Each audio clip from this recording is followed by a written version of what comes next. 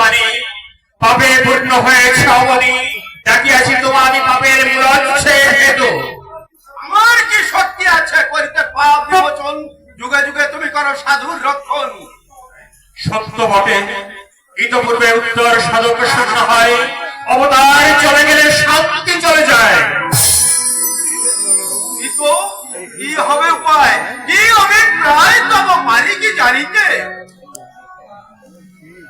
শুনবে কহি তবে সত্য ভাষ, পূর্ণ শক্তি ধরিবার ভক্তের সত্যময়, যার শক্তি তার কাছে চলে যায়। তাই পিতা পুত্র রূপে মোরা এই প্রকাশ। অতীব সুন্দর যুক্তি বটে। পবিত্র ক্ষেত্র বিনা ইহা যে অসম্ভব, যুদ্ধাচারী দিলে না হয় আবির্ভাব। এক ইহাতে সম্ভাবনা বলি গৃহস্থ হয়েছে এত শুদ্ধাচারী, শুনবে কলিতার আত্মপ্রান্ত। নাম ছিল রামদাস, রাজদাস সুভাষ, তীর্থযাত্রা করি ভক্তি।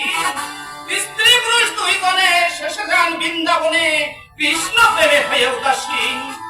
চন্দ্রমোহন তার পুত্র, ক্রমে বলি সেই সূত্র, তার পুত্র সুখদেব নাম। লক্ষ্মী পাশার উত্তর নবগঙ্গার নদী পার, নামে জয়পুর গ্রাম। কালিদাস বহুদিন কর্মবাস, তিনি যান পাথর ঘাটায়। রবিদাস নিধিরাম কনিষ্ঠ স্মৃতির নাম, তিন পুত্র সহিত কথায়।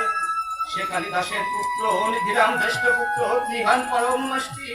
নিধিরামের ঘরে দুই পুত্র জন্ম ধরে, মুকুন্দ নাম কনিষ্ঠ কার্তিক। মুকুন্দ সদানন্দ ধর্মপরায়ণ, দশপুত্র দশমন্ত বৈষ্ণব সুজন। এই সপ্ত পুরুষ সদা বৈষ্ণবাচার, কহিলাম সত্য ভাব